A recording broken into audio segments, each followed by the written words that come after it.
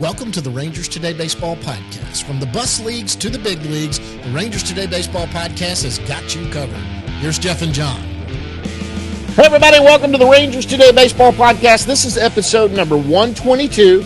And today, T.R. Sullivan is going to join us. We're actually doing it on a Thursday night. A lot of things going on for the weekend and big things coming up next week. We'll talk about that a little bit later on, going down to Round Rock for our trip down there. But we're going to talk about big league stuff and get into that. And it is not fun right now, Jeff, at all. No, it's not. It's rough. They've lost 10 of 12, just got swept by the Phillies in Philadelphia. And it's really this theory was kind of the shit just hit the fan in pretty much all facets. They couldn't score. They had trouble. Errors. Ball. Their defense was not very good. When the game, the Tuesday game that they lost, or I'm sorry, the Wednesday game that they lost, what was it, 11-4? That was bad. It was just bad baseball. 4 unearned runs, mistakes that this team just didn't make last year on the way to the championship. And you look back at the 23 team, and they had a great offense, and things really came together in the postseason. But the thing that was constant all season was the defense. And they're already, I think, halfway past their error total for all of last season. And a lot of it's surprising. A lot of it's been like some poor outfield play, and just guys making mistakes who usually don't make mistakes. So that's probably a really a big surprise, I'm sure, to Bruce Bochy. Hitting comes and goes, pitching comes and goes, but if you can play defense all the time, you're still in a game. And and there's still problems with the bullpen. You can look at the rotation. You're like, the rotation's still okay. Like, I didn't think Andrew Heaney was terrible today. He had to throw some extra pitches in that third inning, and that he shouldn't have, and it caught up to him. So they're on their way to Minnesota. Minnesota has been really hot or really cold this year. They just lost 7 straight. I think they entered tonight having won 2 in a row. So the Mavs will be there against the Timberwolves tomorrow. It's going to be mayhem down there in downtown Minneapolis. Sorry, because the Target Center, the basketball arena, and Target Field are like 200 yards apart. So it's going to be a mess. The Rangers game is going to start an hour earlier at 6 instead of 7. A little PSA for you guys there.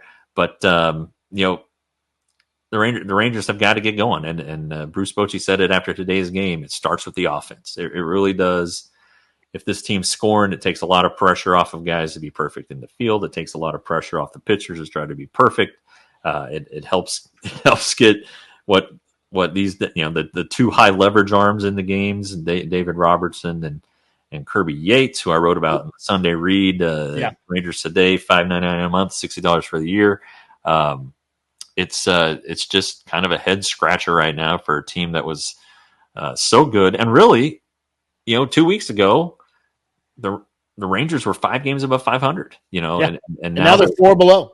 Yeah, they've sunk like a lead balloon, but the division's not very good. Nope. So that's given everybody, I think, hope. And the Astros are 1.5 games behind them now. They've come back to where it was. I think we said all along that the Seattle, Texas, and Houston were the 3 teams we thought they were going to battle this out again this year. Astros seem to be, coming out of the gate. They struggled mightily, and it goes to show any team can get hot and go where they need to go. The Astros have done that and gotten better. The Rangers, they are injured. You can't use it as an excuse. A lot of teams get injured, but boy. The biggest deficit right now on this team, besides the offense, which they obviously need to get the offense going, they're in -7 run differential right now. All of last year, they were in the positive on run differential. They're in the -7 right now because they're getting blown out in a couple of games. But they're not scoring runs, but also middle relief. That little stretch trying to get from the 6th to the 8th and 9th has been a problem. And Hernandez and Yuri Rodriguez are 2 of the most frustrating pitchers on this staff, because they can come out and if those guys have their stuff working, they look like closers. But boy, all of a sudden they can't. Look at Hernandez yesterday. He comes out the very first pitch, he gives up a 3-run home run. He inherited 2 runners, gives up 3-run home. Then he looked great for about an inning, and then all of a sudden he couldn't find the plate again. I mean, it's just frustrating. Yeah, he's out of minor league options, so he's that's why Wynn went down. He's putting himself in a tough position, and when he commands his stuff, he is really good. But this is 4 years now. Where if he can command his stuff, I know he had the Tommy John the 1 year, but he debuted I think in 19, right? Right. Anyway, it is aggravating, and it can be difficult to watch, especially when they're walking guys, and But this is where if you're going to look at the key injuries on the team, the Josh Sborz injury is critical because he could handle those situations. If you have him and Leclerc who can pitch tight leverage situations, whether you're up a run or down a run in the 6th and 7th, and get the game to Robertson and Yates, that's a big deal. And having to put guys who aren't good enough or ready for it in those slots is difficult. And I think the big injury remains the Josh Young injury. Yes. It's the games they win with him in the lineup it's a big difference. Well, and then he was so good against left-handed pitching last year, and that's just the Rangers can't hit a lefty right now. It's bizarre. And hats off to Josh Smith for all that he's done, but he's just not the power threat that Josh Young is. I don't think a pitcher a little bit. A pitcher doesn't look at Josh Smith and be like, "Oh Christ, I could give up a 3-run homer here." He looks at Josh Smith and says, "I may give up a hard single." And Josh has hit a lot of those, a lot of doubles. He's been great. Better than I'm sure anybody expected. But it's just not the same presence. And so it's not. When he's out, you can't have Adolis Garcia in a slump, and he was in a slump. Corey Seager looks like he's coming out of his deal, but Nate Lowe's kind of in a slump now. Maybe today's game might have been a good one for him to maybe. But Nate's not gotten his power going, and that's a deal he ran into last year. Well, I mean, it's not dissimilar from if you look at Corey Seager's first month. And the struggles he had, and he went through a long stretch where he was, 5 for 40 something. Well, that's kind of where Nate Lowe is right now, and it's pretty similar because Corey we know didn't play at all basically in spring training, and Nate played early but then was hurt and didn't play and had to go on a rehab assignment. So he's still probably searching for himself, and he came out off the IL and was really really good, but now he's kind of not back good. To earth, and he's back in a spot, and they got to work through it. Right. So I think the encouraging thing from the series in Philadelphia was Seager hitting a couple home runs, hitting the ball hard. He did strike out 4 times in the first game, but he did hit a home run. He hit the home run he hit in the second game, the opposite field home run was really impressive. That's a Corey Seager right there. And if he's on his way back, if Simeon's getting on base, if Leody Taveras is able to get on base as the 9 hitter, it's just going to create some more opportunities. And if Seager's on base, that creates opportunities for those behind him. Absolutely. And Walker yesterday, was it Tijon Walker that was pitching yesterday? I don't know what he was doing, but you got a right-hander on the mound. Your left-handers usually do better, but both Evan Carter and Corey Seager were frustrated. He had a pitch that was riding back into the strike zone on the inside corner, and they were good pitches, but Carter even looked back at the umpire as if to say, "You missed that." And it wasn't just touching the black, it was inside the black. Yeah. And it was running in. And you talk about some things that are missing from the offense. Evan Carter's hitting under 200 now. Yep. He does not play against left-handers. It's just he's a strict platoon player at this point. I wonder, and does he need to go to the minor leagues? Hey, you know what? It is not. Mike Trout did it, like you said. I mean, you talked about that last week or whatever. You've talked about it before. Mike Trout came up early and had to go down. I mean, Yes, I mean, I'm look, I receive so much crap over this. It does not mean that Evan Carter is a failure. Right. Evan Carter is going to be a starting outfielder in the major leagues for many years. He's going to hit better than this. He's going to have more power than this. He is 20. Is he 22 yet? No. No, he's 21, and he's young. And he's got a great eye at the plate, a great approach. And when you're in a slump, you start to press a little, and he's taking too many pitches right now. He's being a little bit too picky right now, and he's just got to get his funk back. And it'll happen. I mean, he did miss a week, or I guess it was 5 games technically, but the span was a week between games, and I'm sure that could throw his timing off. But if you're not going to play him every day, you might have to. I don't know if the Rangers are doing this. All right, but if you're not going to play him every day, you might consider sending him somewhere to play every day and play against left-handers. And there are left-handers at AAA. They're not the left-handers he's going to see in the major league. No, they are left-handers. They're everyday at bats. Last year around this time, he had the great April. He got hit in the wrist by a pitch and then a pickoff. He created some bad habits. They sent him to Arizona. If you look at his play last year, it was really bad. Yeah, they sent him to Arizona. Worked on his swing. He comes back and he's great, and he became a September call up, and then a fixture in the lineup and a key reason why they won the World Series. He can be that guy again, but right now he's not. And giving him 3 at bats,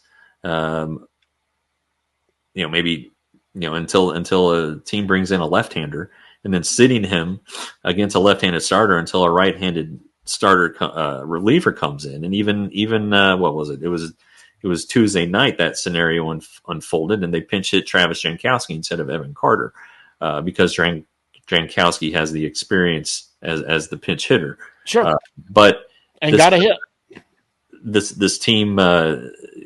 That's something that needs to be addressed, I think. And it's either you play them and ride it and die. I know they're trying to generate offense and get something going, and playing a guy that's going to be, 4 outs against a left-hander is not going to help, but it might help him, and maybe it takes getting the lineup back and more guys clicking at the same time. But I think it's definitely something that the Rangers have to address. And if AAA Round Rock is a place where he can go get right, then maybe that becomes something that they have to consider at some point. And forget egos. I mean, he's not an egotistical kid. It's a little humbling to do what you did for the World Series and to get sent down to do that. But you know what? That's something that's got to happen. Let's be honest. Wyatt Langford looks more comfortable at the plate than Evan Carter does, and Wyatt Langford hasn't put up great numbers.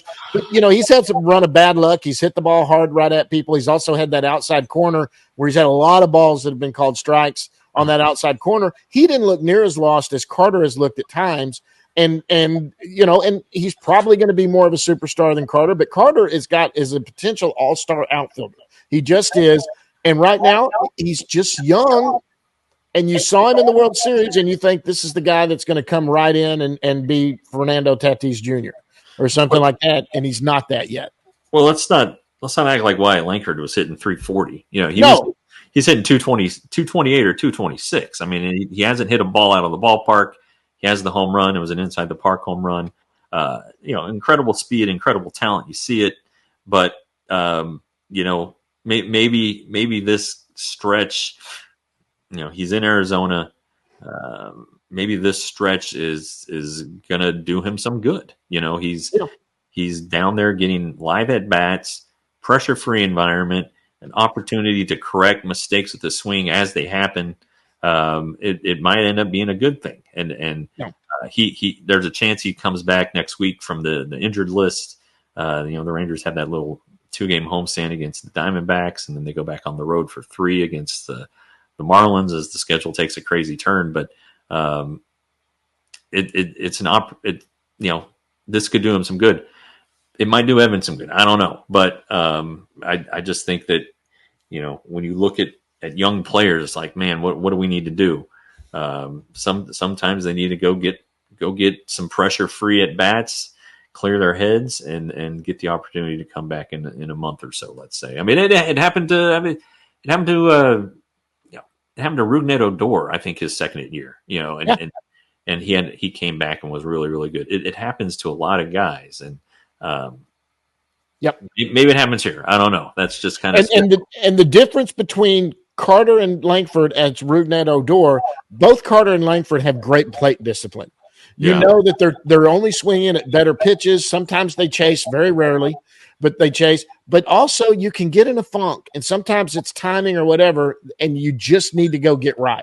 You know you got a good eye. You know you got a good approach, but you need to get consistent every day at bats. And at the big league level, they can't let you work it out right now. This is a defending World Series team that they think is capable of going back to the World Series. Bruce Bochy's going to play to win every night. Right. He's going to play the better hitters. And so, I mean, look, it's frustrating. It's not every team goes through a lull. This is probably worse than anything they went through last year. But it's a funk they're in, and they're injured. There's a lot of help coming within the organization. But you know what? Again, it's starting to show the kids. You're dependent on kids to be your kind of your buffer. You get some kids in here and have some depth, and they haven't produced like you want them to. Yeah. And then on the injury front, John Gray was just added to the injured list with a little groin thing. Their best pitcher right now, and they've got to find a starter for Sunday, and it may end up being a bullpen game. It may be Sean Anderson. I don't think it'd be anybody from the minor leagues. There's just not the flexibility. Leave Leiter there. He had a great outing. We'll talk about that in the minor leagues. Yeah.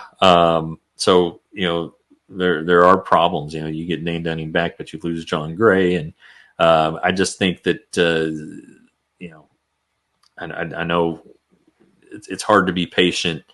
I think Bruce Bochy is struggling with that right now. Yeah, but he's been through stretches like this before. He knows how they come out. I don't know that he's had a team with this many injuries. He said he couldn't remember one. Yeah, but as these guys start to come back, it'll start to help, but it'll trickle to the bullpen too. You're still looking for at least, I would say, another month on Young, maybe even 5 weeks, 6 weeks. Josh Spores is not throwing, and they're going to take their time a little bit longer with this particular one. So that's kind of a trouble spot. So Evaldi, it turned out to be a little bit more severe. It wasn't a sports hernia, but apparently is a pretty good yank. He is throwing bullpens, but that's still he's going to have to get built up. Poor Cody Bradford just can't get this rib to heal. So he's dealing with stuff. Max Scherzer's dealing with stuff. It's just you can put things down on paper like this guy's going to be back then. This is going to happen. This is going to happen, but until it does, and there are setbacks of all kinds, and Max Scherzer didn't have a setback. This is a kind of a fresh injury. It's just tough. And right now the Rangers are really wearing it. Well, there's two good things that are coming out of this.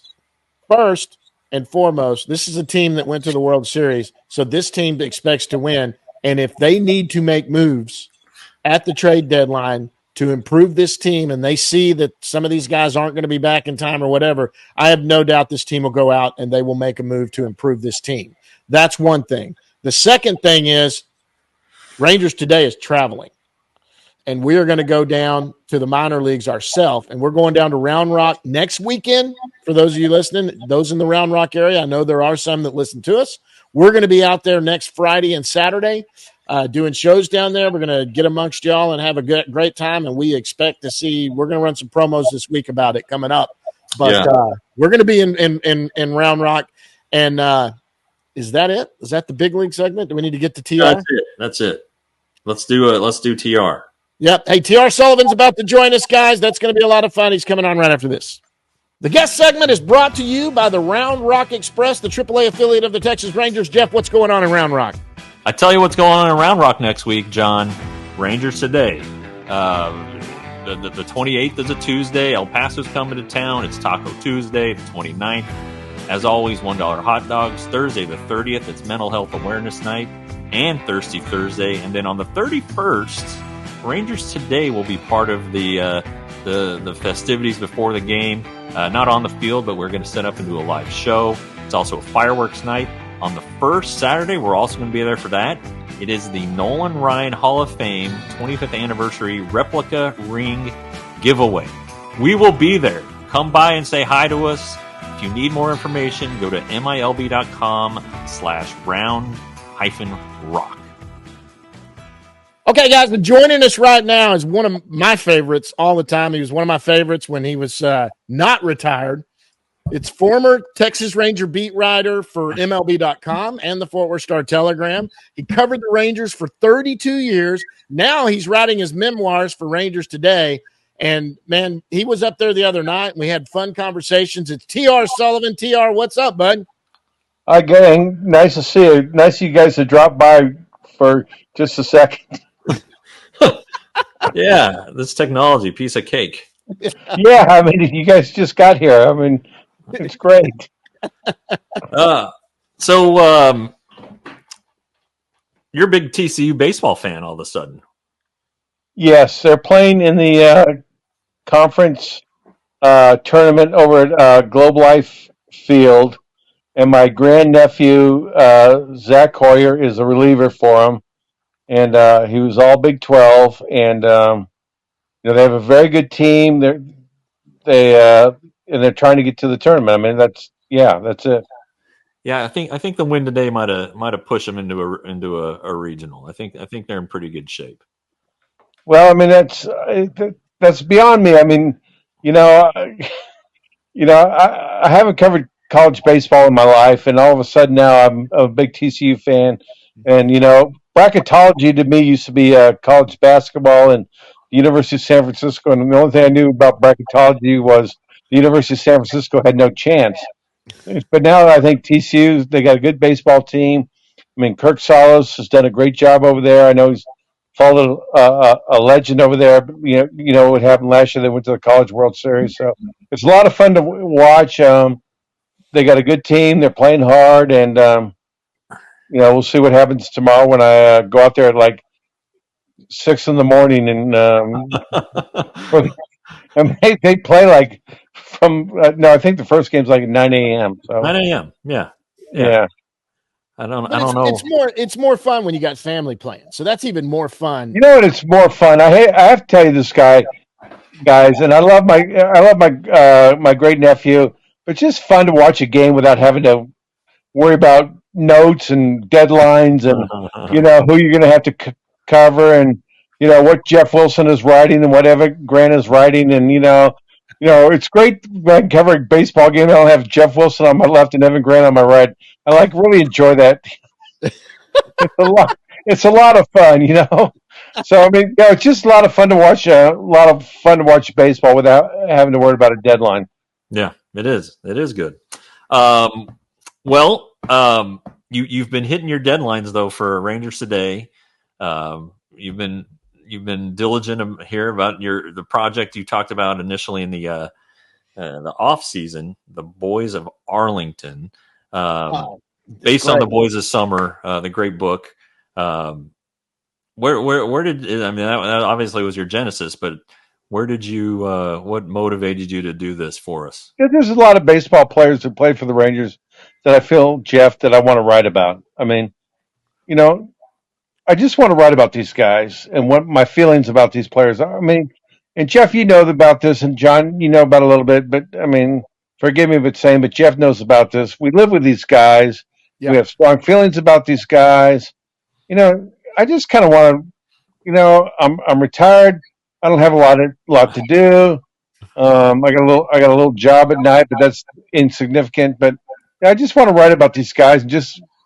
And I told Jeff sent me a link to Elvis Andrus and said, "Here's his number." And I'm like, I'm not going to call these guys. I really am not going to call these guys. I just want to write my feelings on these guys. And Jeff has been great. It's been fantastic for me.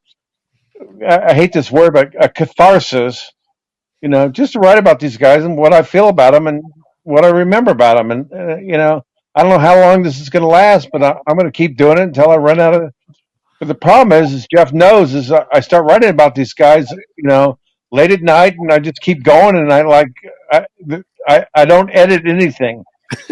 I mean, basically, I write everything I remember about these guys, and I send it to Jeff. He's like, I'm sure Jeff's like, we could edit this out, we could edit this out, we could edit this out, but no, this is what I remember about it. Here you go. If you want it, publish it. Listen, well, let me say this. I come at this, so Jeff comes at this like TR did. You guys came in and covered this team. You didn't grow up here. You weren't from this area. You of course root for these guys you cover, so it's to do that. But you don't really have skin in the game. I grew up a Texas Ranger fan. This is some of my favorite stuff I've ever read is what you're doing right now, TR, because I grew up a fan of the Texas Rangers. All these stories you're writing in your memoirs, I'm telling you, I've told Jeff this 100 times. When this is done, we got to turn it into a book because it will be one of the greatest books. I'm great. Everybody wants me to write a book, but nobody works for Doubleday or Scribner or anybody. Nobody else works on Madison Avenue. So it's great that everybody says, "Oh, we're going to write this in a book." I said, "Well, do you work in New York?" No. Great, thanks. Well, we could self-publish. We could self-publish, TR. We can. Oh, I did that once. Look, really, I just want this out there. I'm just putting this out there, and I just want to put this out there because I feel like putting it out there. And my wife does a lot of crafting. We're both retired. She does card making and she does needlework, and we're both sitting here just doing stuff just for the fun of it. And Jeff is one of my all-time favorite people, and he's got a website, and I want to help his website. And it's kind of a mutual relationship. He publishes it, and I give him a little content, and it's kind of fun. Speaking of the website, it's $5.99 a month or $60 for the year for those who want to subscribe. So TR, it's well worth it. You've done 6 Boys of Summer. Incaviglia was a 2-parter. I think my favorite one has been Charlie Huff. That was good. That was good. Yeah, he seemed like a hoot. He just seemed like a fun guy to cover. They all were fun to cover, and they all were a pain in the ass to cover. I mean, seriously, I had good times with all of them, and I had bad times with all of them. And here's the bottom line: I'm going to say a blanket statement, and Jeff will probably agree with me. When you just talk to these guys when there's no pressure on, when the heat's not on, it's you just get them out there and you talk to them. They're great guys. But it's when the regular season and they've lost 5 in a row, and they're 0 for 26, or they've given up 30 earned runs in their last 30 innings. Then they get to be a little prickly. Mm-hmm. I mean, and that's to be understood because sure. Baseball is a huge thing. There's a lot of money at stake. There's a lot of prestige at stake. Your reputation. I mean, it's like Ruben said, your numbers are at stake.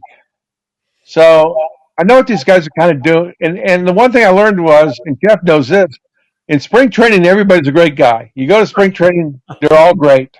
Except for Keone Kela. Yeah, Keone Kela. And then once a bell rings and the season starts, I mean, that's one thing I learned in 32 years. Well, I learned a lot of things in 32 years.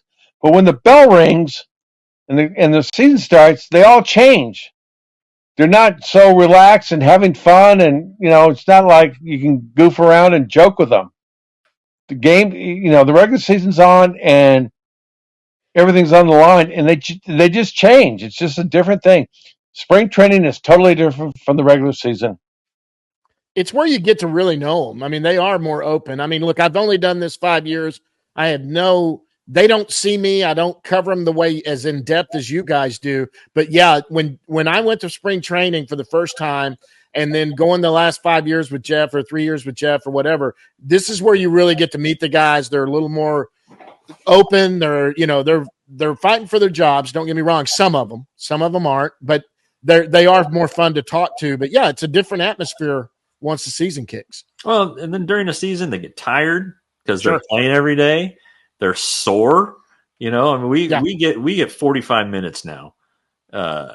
we don't know what's going on the other 6 hours before a game. They're getting treatments. They're eating. They're taking naps. They don't. There's a lot we don't see. So they're dealing with us. So it's understandable if sometimes they're prickly. But the thing that I like the most, I appreciate the most, is when a starting pitcher or a reliever is at his locker after a game. Yeah, that makes our job easier. But it's a professional thing to do. It's a good teammate thing to do. And Andrew Heaney's been great. Yep. Obviously, I'm not in Philadelphia today, but after his last start, he was sitting there waiting for us. It's kind of a Derek Holland was like that. Rick Helling, Colby Lewis, Nolan Ryan, Charlie Huff. I mean, yeah, but I mean, among players, Elvis Andrus was always around. Nelson Cruz was always around. Guys alike. People I've written about. Will Clark was always there. Michael Young, no questions asked. right. A lot of guys were. Most of the guys were. 95% of these guys were. Sure. I mean, there were a few guys who were prickly, like I said, or I don't think Jeff was there with Milton Bradley, but I was, yeah. Were you there? That was my first year. Yeah. Oh, Milton Bradley, yeah. I mean, guys like that, it's like, all right. But what the funny thing is, John, is that, these guys I remember this, they show up and I'm like going, it's like from the movie The Natural when Robert Duvall goes up to Robert Redford, says, they come and they go, Hobbs, they come and they go. And, all these guys, it's amazing. I think about all these guys, Jose Canseco and Yu Darvish, and, well, I don't want to, just all the guys, they all came and they left, I outlasted most of them. I think I outlasted all of them, as a matter of fact. But, there really was times when I would interview guys and there'd be prickling. I'm going, okay, another year you'll be gone. See you later. It's like, okay, fine, whatever. Yeah. Yeah. I think you'd get along with Nathaniel Lowe. His dad has the military background. He bounced around a little bit, kind of like you as a military brat. I don't know. I think you don't hate anybody. I mean, you would like them all. They're just a bunch of good guys. Dang it! I got along with people. Joke with me. Said, "Boy, TR, you liked everybody," and I take pride in the fact that I did. Like we were talking about the other night. When I got older, it was a little tougher for me because these guys are like 20, 30 years younger than me. But when I was in my prime, I got along with everybody. I mean, I was fine with everybody. Just when I got older, it just kind of got a little tougher on me. Okay, so go ahead. Well, I was saying on the boys of Arlington, the first one was Elvis, and I didn't realize that Elvis had impacted you that way, because Elvis so far is the only player that you've written about that I was there the same amount of time as you, and that one it kind of I mean, I remember the Frank Sinatra thing, and but that one kind of surprised me. I didn't realize that he had meant that much to you.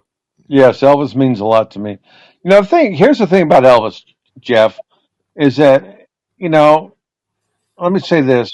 You get a Latin American player, and I wrote about Ruben today, and I've written about Nelson, but sometimes Latin players that come in here and they have the language barrier, and they throw up a little bit of a front, and suddenly they get a little defensive. Elvis never did. Elvis was always Elvis. Right. Elvis was always there for me, and you and Evan and everybody. And he never lost that youthful exuberance. Do you agree? I agree, 100%. Yes. He was just from the beginning to the end, and all these guys, they all changed a little bit, but Elvis was always the same way, and I could always count on Elvis. And yeah, Elvis, I have to say, And Rusty Greer and I are great friends, and I love Rusty and Bobby Witt. Everybody knows Bobby Witt, what he means to me, and all these guys. But there's just something about Elvis being a Latin American player who I never lost a connection with. And I remember one time. Here's what I remember. I remember one time that Ron pulled him out of a game. You remember this, Jeff? I think you do. And he pulled him out of the game, and I'm like, okay, is Elvis going to be a jerk? Is he going to be pissed off? How's he going to react to this? Is he going to be defensive? And Elvis was great. He said, I messed up. It was my fault. I'll do better. And he didn't like get mad at the media. Like, all right, they're picking on me. Anytime Elvis messed up and the media wrote about it, he didn't say, oh, they're picking on me because I'm Latin, because I speak Spanish, or this or that. Elvis just said, okay, I screwed up. We'll go on. Yeah. I mean, there's just something, and you have to remember. I dealt with Latin American players for 32 years, and I try to treat them with respect. Juan Gonzalez and I were great. Sierra and I had a good relationship. Pudge, but there's just something about Elvis that I just think that he was just fantastic.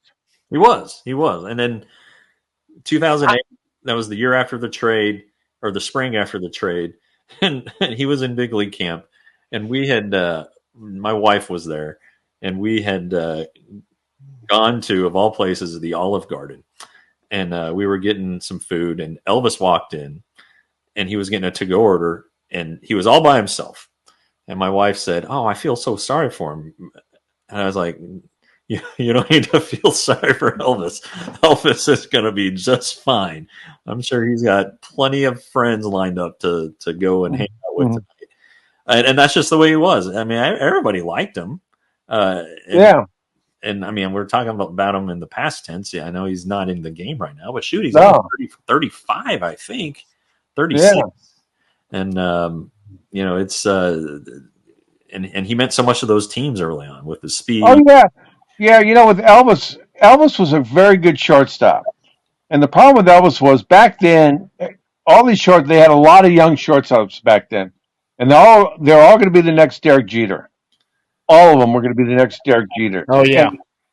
And I'm like going, Elvis is not going to be the next Derek Jeter. But he was the beeping shortstop on 2 World Series teams. Leave him alone. I mean, this guy is playing at a high level. Now, I know, and I feel bad about this. I feel terrible about it. He had that one bad game, that one terrible game in Toronto. We all remember. Yep. I mean, that was just so unlike him. Right. Bobbled the ball. Yeah. Bobbled 3 balls. Yeah. And he was there, but he was there at his locker. You talk about being in his locker. He was there at his locker after that game, talking about it. Okay. And I'm not gonna go soft on this point. Cal Ripken is Cal Ripken. But Cal Ripken spent a lot of time in the training room when writers wanted to talk to him. Okay. Yeah. Cal Ripken spent a lot of time in the training room when there were writers who wanted to talk to him. But Elvis was out there talking to us. So I don't want to hear about this Cal Ripken is God thing. I don't. I'm serious. No, I'm serious. Cal Ripken, and I've talked to the writers about this, and I think I mentioned this in the Ruben Sierra story. Cal Ripken is not all that highly regarded by those who covered him. He's not. But Elvis was, that day when he made those 2 errors, Elvis was right there at his locker explaining it away. Yeah, he was. And he had some, it was, I remember him coming to the locker, and it had been a tough 30 minutes, let's say, and the way the game turned out, and it was a tough one for him, for sure. But great. And then I kind of knew about Pete Incaviglia, who you wrote about. That was great. Kind of compared the hype, the Wyatt Langford hype, to the Pete Incaviglia hype, and you said it's not even close. No. And you guys have seen it. And I thought about this, and I was going to write about this in spring training. Wyatt Langford. I'm sorry. I hope he's all right. But I'm like going, guys. He was in the beeping minor leagues for a month. Yep. All of a sudden, he's in the opening day lineup, and everybody thinks he's the natural. It doesn't work that way, and Nope. it didn't work that way with Pete Incaviglia. No, Pete Incaviglia, when he came in, and you got to remember, I'm a fan, so I was there, and when Pete came in, I was in my right around 20 years old, so I wasn't a kid. The hype about him, it was a big deal that he was going to make that team out of spring training, and he was not going to go to the minor leagues. That was huge. But you got to remember the College World Series was a different animal back then. And we were watching these Oklahoma State games where he was knocking the ball. Of course, he used those bats. They don't use them anymore, but he killed the ball. And he was knocking the ball out of everywhere. And, man, they were talking about him in spring training, what they were talking about, how he was hitting the ball in Port Charlotte. He almost knocked the fence down. You wrote about it in that deal where, it was a little exaggerated, but he hit that line drive into the fence and almost knocked it over. But, it was huge. We were at opening day that year, and we were expecting Pete Incaviglia to hit 80 home runs. He was going to break. It was huge. Yeah, back then in '86, you got to remember. The Rangers were terrible. 82, 83, 84. They had 4 very, very, very bad losing seasons, and they had nothing going on. Yep. They had Bobby Valentine. It kind of created some excitement. And they were in this youth movement, and this is the year that they had a great year.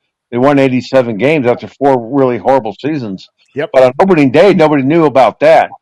But when he knocked that ball through the fence, everybody wrote about it. Everybody's like, this was. And you got to remember, as I wrote about this, the movie The Natural had come out like 2 years earlier. Yeah, where you hit the lights. It came out like in '84, and now here's Pete Incaviglia, and Jim Reeves, who I love, is writing about this.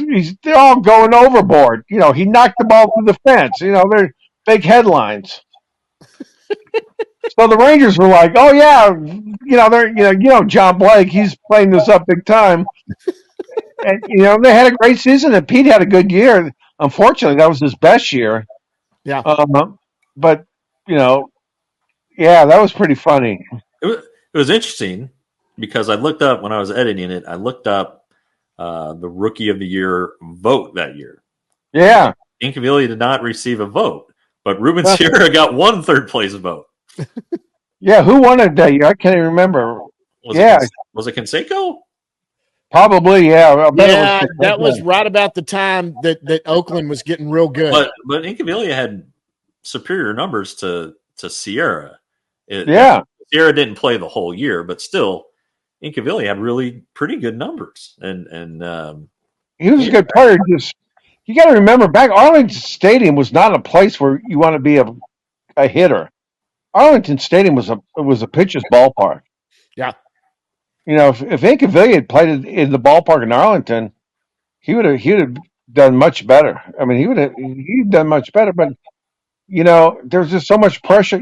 So much pressure on him and attention on him, and I thought about that. I said, Wyatt Langford, this kid is. I don't. There's just too much expectation on these kids. Mike Trout played a lot more in the minor leagues, not a whole lot, but I think you got to have a full year in the minor leagues. Juan Gonzalez played like 3 or 4 years in the minor leagues, and then before he ended up getting here. So I don't know. I think there's a lot to be said about playing in the minor leagues.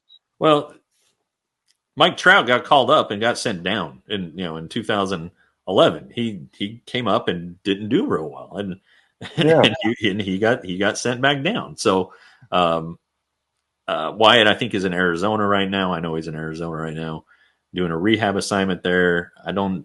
He might be ready now for some games. And then he was thinking that when they come back from this trip that he might be activated. So I don't know. It wouldn't hurt. I think some AAA time would do him some good. These guys are talented. Like, you watch the game today, the catch that Evan Carter made today was fantastic. So you guys know that these guys are talented, but you got to have experience. To me, experience is the best teacher.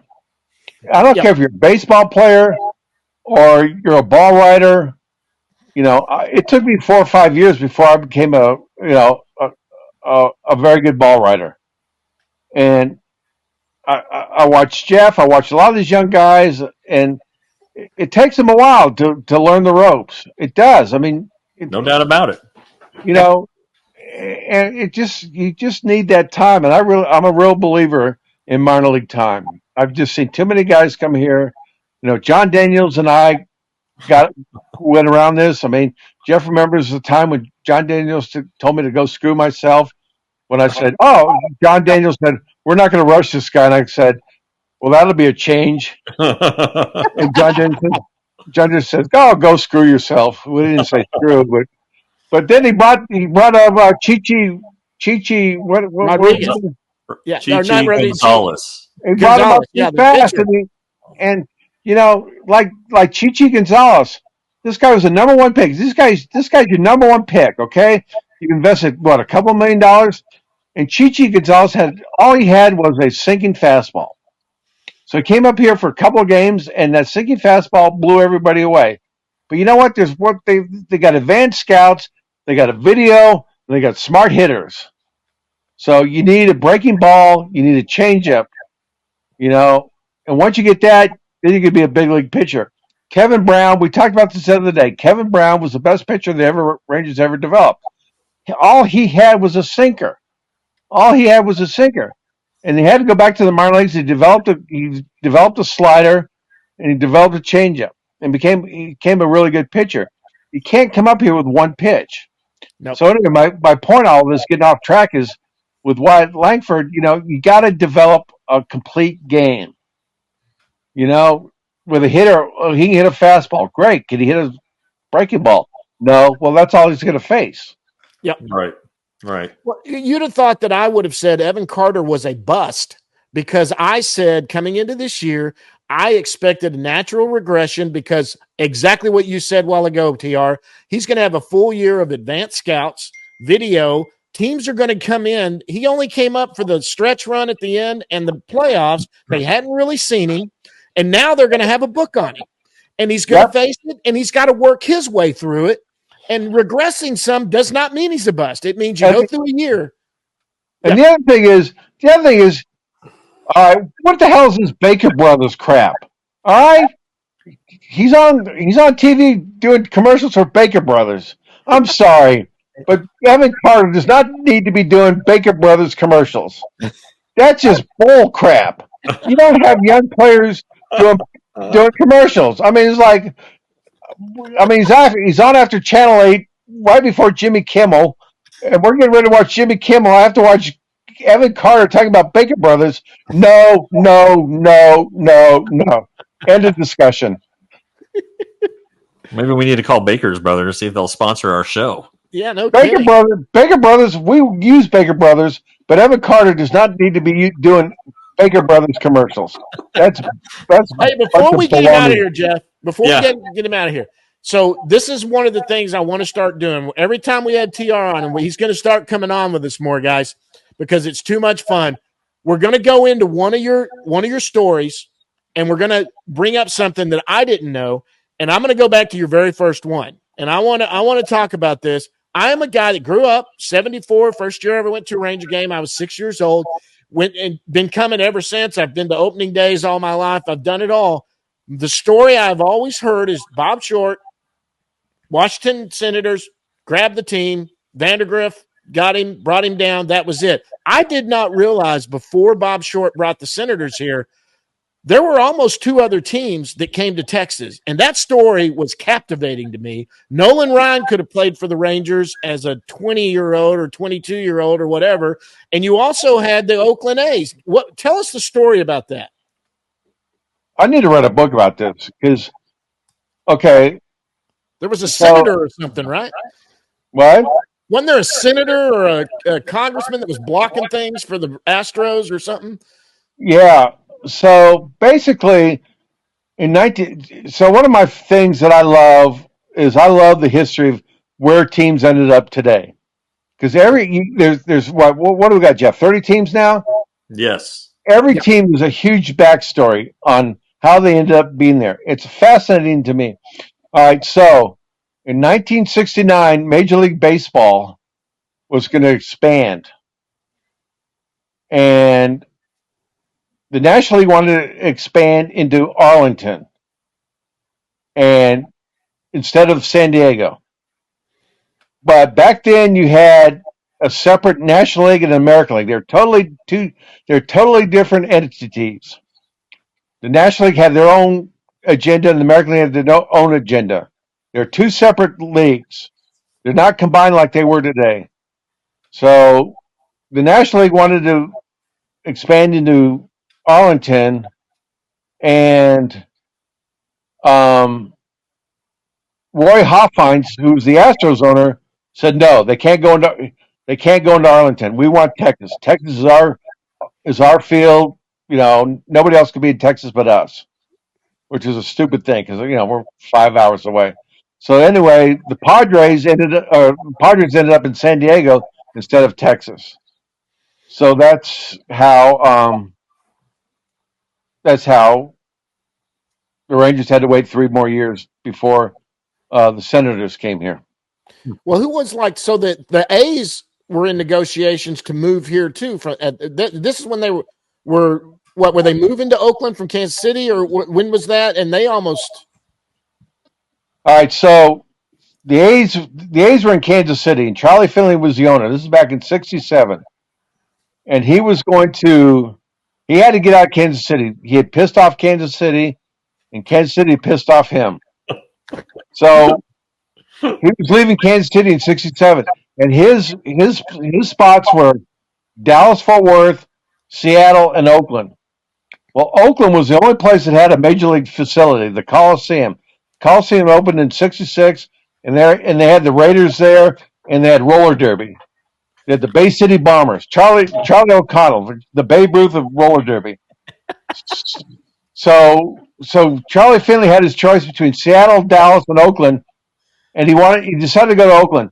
The other thing was the American League wanted a team in the Bay Area because the Giants were in the Bay Area, and the the American League wanted a team in the Bay Area. And Joe Cronin, who was the American League president, was from San Francisco. Okay, he was from Mission High School in San Francisco, not far from where Jeff and I used to drink. So anyway, he wanted the A's in Oakland so he could have a team in the Bay Area. So that's why they did not go to and back then all we had was Arlington Stadium, which was a piece of crap. Yeah, and it ended up being a piece of crap for 16 years for a major league team. But anyway, the A's in 1967 had their choice, and because Oakland had the stadium, because Joe Cronin was where Jeff and I used to drink, that's why they ended up in Oakland. Yeah. Now, what about the Mets? They thought about moving at one time, and Arlington or DFW was a place that they looked at. No, the Mets. No. The Mets were never coming here. Okay, so that's what I thought. I didn't realize because So I did hear Finley was coming here, and then it ended up with Bob Short. But Bob Short at first ran into some static, right? They were with the Astros were still throwing up a little bit of funk there, trying to, and then he threatened to sue or something. Was that right, or something like that? Oh, everybody was trying to sue everybody. Okay, none of these. There's never been a Major League Baseball team that ever moved without a threat of a lawsuit. I mean, but basically, he couldn't stop them. And basically, Lyndon Johnson was involved in all this crap. And I mean, Lyndon Johnson went to bat for Arlington and said, no, let him go. And, basically, Hoffines could stop the National League team, but he could not stop the American League team. There you go. There you go. It was great. You guys go back if you've not read TR's memoirs. He's got a whole link on the website, and you can go back. It started all the way back when Rangers Today started. It's the first one he ever wrote. I think the first one was actually about the Bay the World Series, the Bay Bridge World Series. Oh yeah. Okay, all right. I'm mixing those up in my head. But yes, I mean, and that's a great story. That's a great story too. That's another one too. We're going to talk about that another time. So, but the second story was, and the one I wanted to get on record, and I greatly appreciate Jeff Wilson because there's a lot of stuff I want on record that I wrote And the one thing I'm most proud of is I wrote a complete story about how it was a three-parter. God bless Jeff. He had to sit there and he had to edit like 3,000 words, like 9,000 words. But I wanted to put in there how the Rangers ended up in Arlington, and I believe I've written a definitive story about how they ended up here in Arlington. It is the most great. thorough thing I've ever read about it, and I consider myself a longtime fan who thought he knew everything. I'm telling you, I was captivated by it the whole time. I was like, holy shit, I did not realize all this crap was going on. I didn't Yeah, realize. that's the great thing about Jeff and I and this whole project is I'm just putting stuff down on paper or on the internet, and I just want to put this down there. Hey, this is what really happened. This is my version of it. It's out there. If anybody wants to argue, go ahead. But this is what I remember about Ruben Sierra. This is what I remember about Pete Incaviglia. And God bless my wife. I do this thing at 1 o'clock in the morning. My wife says, Are you staying up?" I said, "Yes, I am." She says, "Okay, I'll see you in the morning." But I really like just putting this stuff down on, like I said, paper or on the internet, and just having it on record as saying this is the way I remember it. Well, we're looking forward to the next one. You don't have to tell us who it is right now, or even when it is. You can take a week off if you want. Take two. I don't care. This is your deal, and you are retired. Jeff, you remember? You know what the New World Symphony is? Yeah. Dun dun dun dun dun. Dun. That's that. Okay. The New World Symphony is next. Look forward to it. All right, I can't wait. Hey, TR, thanks for coming on. I mean, we've eaten 36 minutes. We could have gone an hour easily. I mean, we could go 5 hours. Guys, I can't tell y'all, when TR came up the other night, he was coming up there to get something. He was getting his story together. He sat up in the press box with Jeff and I. We sat there and talked more shit about baseball. I love it. I could just sit there and listen to it all night long. We got into the conversation about CJ Wilson and Kevin Brown, and you made great points. I put that out there the other day, and people argued back and forth, and I was like, are you looking at the numbers? CJ Wilson's numbers were as good as Kevin Brown's, if not better, for those years when they went to the World Series. You said he was the ace of the staff, and I tried to argue, and I went and looked and went, well, shit, TR knows what he's talking about. He was definitely the ace. Yeah. He was. I mean, I didn't remember it that way, and I went back and went, well, shit, he was too. He started 67 games over those 2 years, had a 2 or a low 3 ERA. I mean, hats off. I mean, I didn't remember it that way. TR knew what the hell he was talking about. There you go. All right.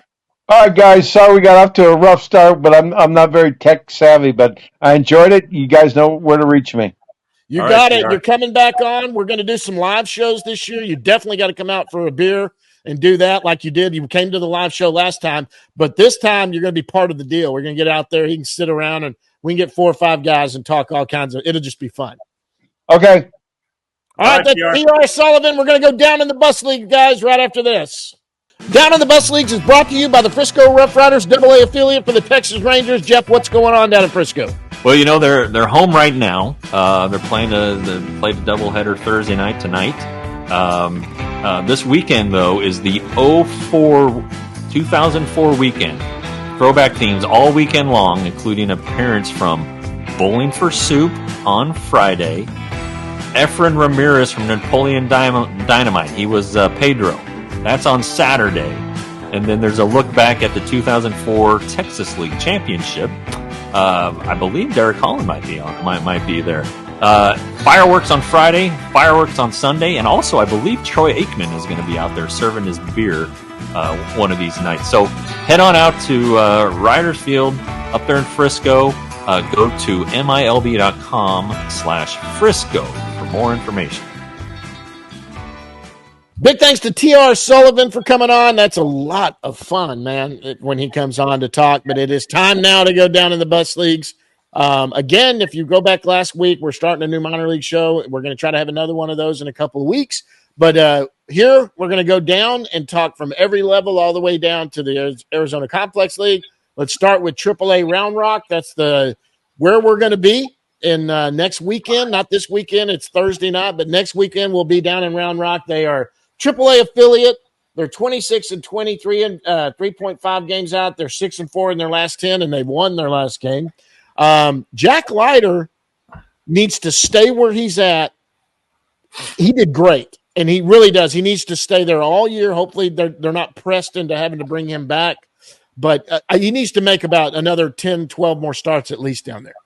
Well, in a perfect world, he would. This is not a perfect world.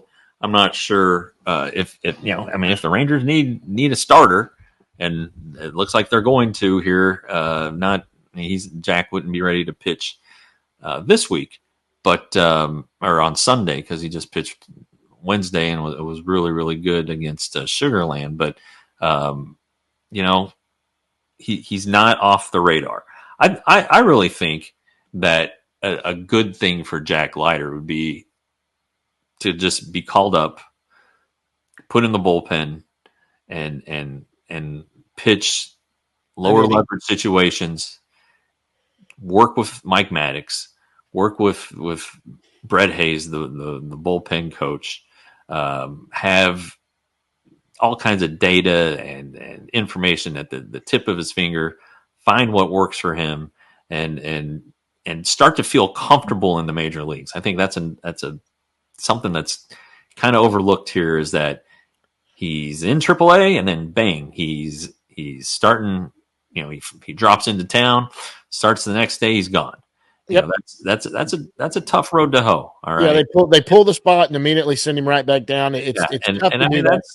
That's something that a lot of pitchers before him have done. A lot of players do, but I think him being more comfortable in his surroundings, being able to talk about the game maybe with Jonah Heim and Andrew Kisner, if Kisner had a chance to catch him, listen to Nathan Eovaldi talk, or have somebody watch a bullpen of his and give him some pointers and some things to work on.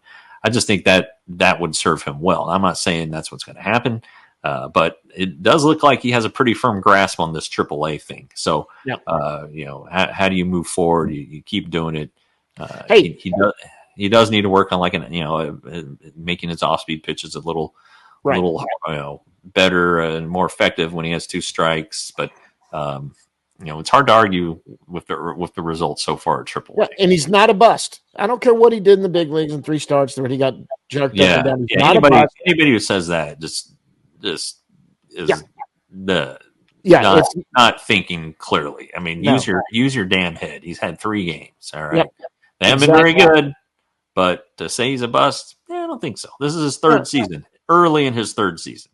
And he struggled a little bit. He might have been pushed a little bit by starting out his career in AA. Probably could have used what Kumar did when they sent Kumar down to high A. Jack should have probably done that and then come up to AA and done that. But look, he's in the highest level besides the major leagues. Cole Winn, another first-round pick, struggled in AAA before finally figuring a little bit out, and he came up. And the only reason Cole Winn's in the minor leagues right now, even though he hasn't been fantastic in the big leagues, is the only reason he's there now. They need an arm, and he's got options. Let's be honest. That's it. He's been good enough to stay in the big leagues for what all they've got up there. Now, when everything's fully healthy, is he in the big league on the big league staff? No, he's probably not. But he could be. But the deal is, when we get there next week, there are a couple of big leaguers that are going to be back down. Davis Wenzel, one of them, Cole Winn also. And maybe we can catch up with them and their experiences. But two players down there right now who I think are making a push for the roster, and Bruce Bochy brought this up the other day. He said that Rangers are considering adding a 3rd catcher. And it ain't going to be help. They're starting to get concerned about Jonah Heim's workload. And he's having a DH. Right. I mean, he's playing 6 days a week. He's doing a lot. And Sam Huff and Andrew Knapp are both options. And Andrew Knapp is, hitting the ball really well, showing some power. He's a switch hitter, a veteran guy who could probably sit and still know how to stay sharp. That's his advantage. Sam's advantage is he's on the 40-man roster. Can play first base. He could play first base, but he could DH. Right-handed back. He's gonna be a catcher on the team next year if he doesn't get traded. Yeah. And because Kisner's in town on a 1-year deal. He's not been very good at all. And Huff, the pitchers know him. They're comfortable throwing to him. He can hit the ball a mile. So, if the Rangers do that, they might have a choice to make. But if they call up Huff, they got to play him. If that was the reason he didn't make the team this year because he didn't play enough last year, you can't call him up and sit him. He's got to play. So anyway, but good things. There are at bats to have in the big leagues right now. Yeah. With all the injuries, there are right-handed at bats to have, whether he's catching, DHing, or maybe even sliding in against a good lefty and giving Nathaniel Lowe a blow, going over there and playing first base with a right-handed bat. There are at bats to have. I was a little surprised that Derek Hill got chosen over him, but hey, Hill deserved it. Oh, absolutely. Look, he was tearing up AAA, yeah, and right now he has shown that he can hit at the big league level right now. Well, and this is the Rangers choosing a guy who's a career minor leaguer. Let's be honest, he has 2,700 minor league at bats instead of the next hot prospect or the guy on the 40-man roster. Has got to be encouraging to these guys. Yep. If they are seeing that if they produce, the Rangers are going to notice it and give him a shot. So absolutely. That's good too. That's good for anybody out there that's still a free agent and see a minor league deal where they haven't signed and signing with the Rangers on a minor league deal, going to AAA and trying to get things right. There's an opportunity to pitch in the big leagues, or there's an opportunity to hit in the big leagues. Yeah, I agree. All right, Double A. The Dogs agree too. Yeah. Double A Frisco. They are here in the Metroplex. They're the Double A affiliate. They're 25-15. They are the sponsors of this segment right now. They are 6-4 in their last 10. They won their last one. What are we going to talk about in Frisco? Well, I tell you right now, their best hitters is our buddy Cody Freeman. He's got his average over 300, doing a nice job there.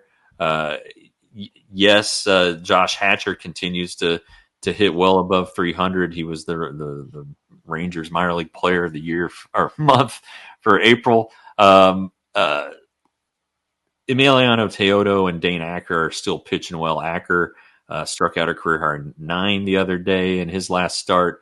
Teodo's been really, really good. He's zeroing in more on the strike zone. That's the big thing. That's the one thing that the Rangers coaches and scouts in spring training were talking about. He needs to be able to find the strike zone. Still throws it hard.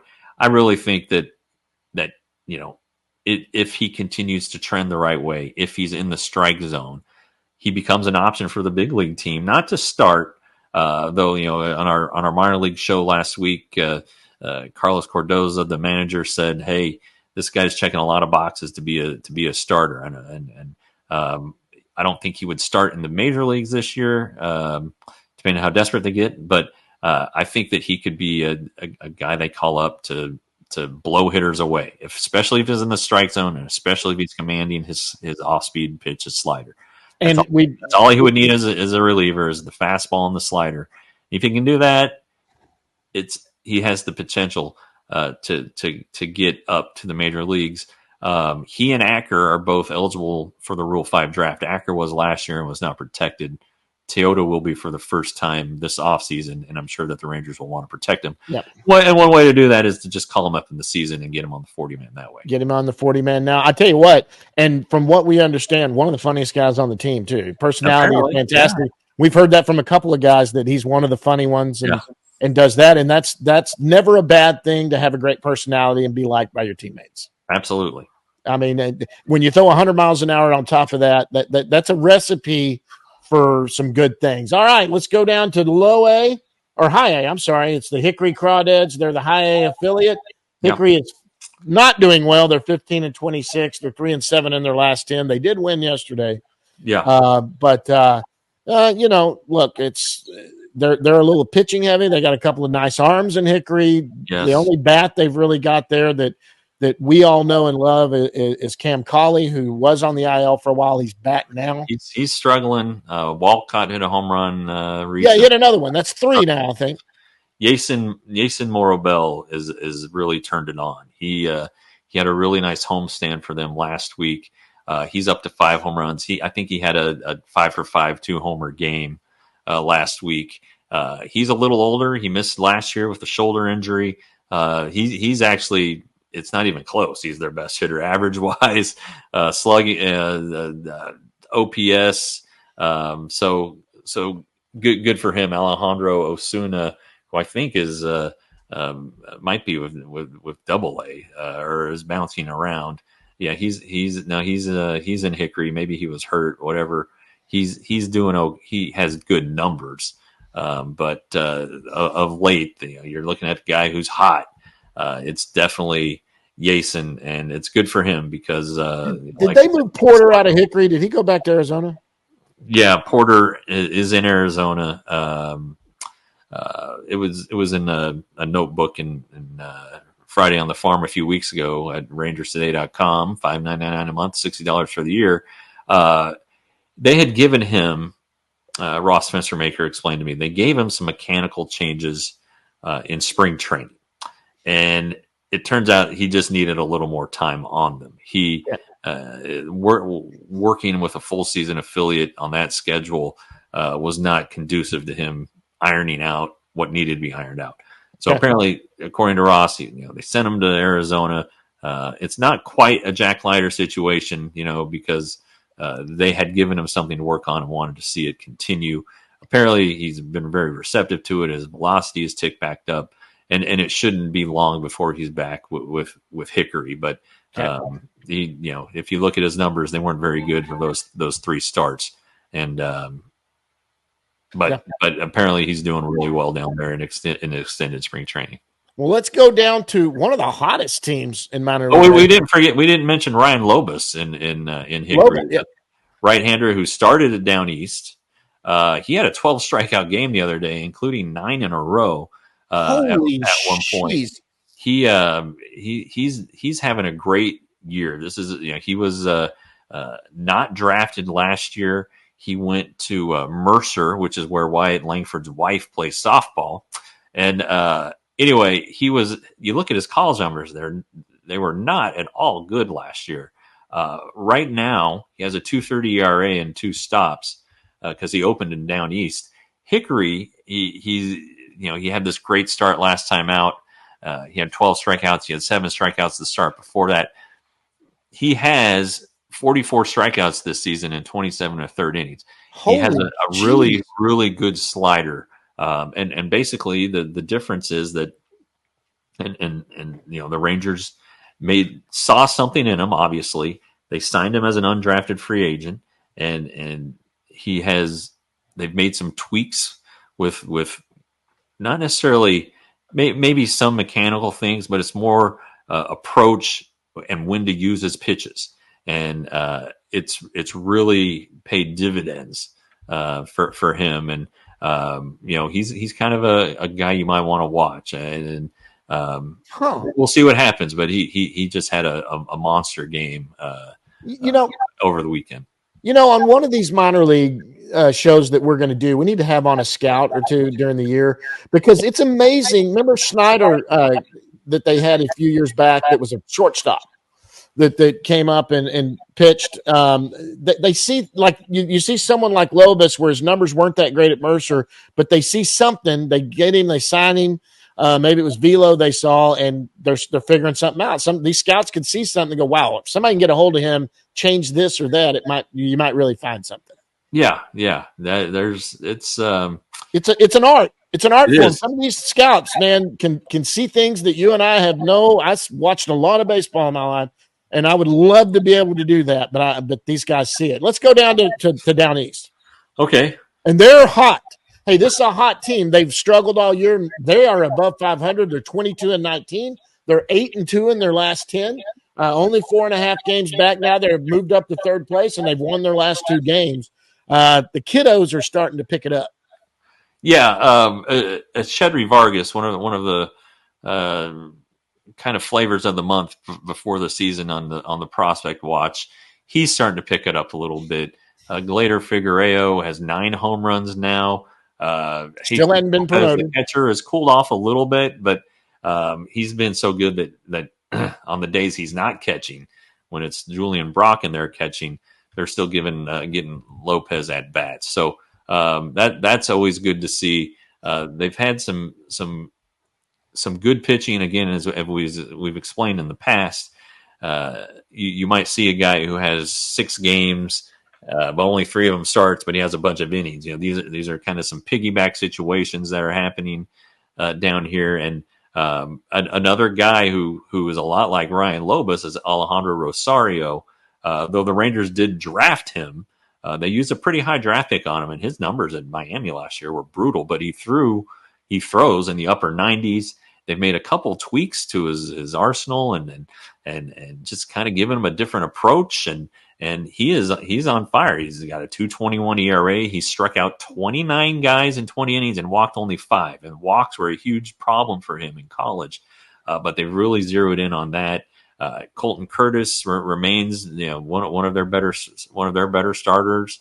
Another undrafted free agent who they signed out of high school. He's got a 1.55 ERA in 29 innings. So pitching is really a big deal for this Down East team. I think the pitching's always been pretty good, and now the offense is finally starting to. Yeah, but I mean, you're talking about a guy like Cole Drake, for instance, who you might not be terribly familiar with. 38 strikeouts, 5 walks. I mean, these are guys who are getting it done, and he was in the 2022 draft. So I think he's from the same college as Brett Martin, Walter State in Tennessee. So anyway, fun to watch these guys. Get to know them, because you're going to see them moving up. Some of them will stay the full season and get a full season load, but some of these guys are going to be moving up, and it's may see them here in Frisco soon. If you're nice to see, yeah. How about ACL, the Rangers? Anybody? Well, they're 7-7. They still have a light schedule. It's kind of funny. Yeremy Cabrera has cooled off a little bit, but they're playing right now. He hit his 4th home run this year. This is a guy who's 18 years old. These are guys who are still growing into their bodies and all of that stuff. And those are little things that you got to consider when you see some of these younger guys struggling. But it's interesting to see all these Dominican players who are coming over from the DSL and playing here. So and like in the ACL, pitchers are on extremely tight pitch counts. They're not going to go out and throw 100 pitches or go 9 innings. They're right now they're probably 3 innings, 4 innings max. Sure. So it's hard to gauge how these guys are doing, but some of these names if you've paid attention to the draft, if you've paid attention to international signings. You know who these guys are, and we're going to bring you more and more about them too. They're just guys who are really far away from the major leagues, but guys that you're going to know at some point. Or it's going to be a few years. They might maybe they get included in trades. Absolutely. That's what I was about to say. They may be guys that you're going to see them play against the Rangers one day, and someone's going to go, "Oh yeah, I remember when he was with Down East." You're going to go, "Huh? Yeah, that's the guy that became part of the package to get something." A lot of those throughout the league. No question. I'd be remiss if I didn't mention him. Their best hitter down there right now is Esteban Mejia, who has got a 745 slugging percentage, 8 doubles, 2 homers. He's walked 7 times, only struck out 9 times. He's hitting 447. All right. He has an idea. He's a second baseman. Just there's so many good scouting success stories in the international side, and he's one of them. So there's just like I said, there's so many players and so many different stories. Once they get going, once they get a little deeper in their season, it'll be fun to see where these young guys are at. Absolutely. Well, I think that probably about covers it. The DSL, they haven't really kicked in yet. We'll try to get some stuff from there. Paulino's over there, right? Is he? Yeah, and everybody from this year's class, Curly, Martha, uh, they're going to be in the DSL, and I think they're going through their extended spring program right now. But the season has either just started or starting in early June. Guys, and we're coming up at the end of June and start getting into July. We'll start looking at the Rangers draft and some guys that might be sitting around there at that 30 spot. Or what is it, 31? Where are they at? 30? I don't know. It's not the top 5. That's for it is sure. not. It's at the end, but there's good. We'll start trying to hone in on some names we think might could go there. That'll be something we can go on here too. Guys, listen, we're going to knock this thing out. If you live in the Round Rock area, if you're around Austin, Round Rock, anywhere around there, going to go out next weekend when El Paso's in town. Jeff and I are going to be down there Friday night and Saturday night. We'd love to have a beer with you, talk to you, see you. We're going to do a show, have some of the players on. Who knows who our guests will be? Obviously, some of the guys that work for Round Rock are going to join us. They've always been great to us when they see us in spring training. Absolutely, and the dogs will not be there, but they're fired up too.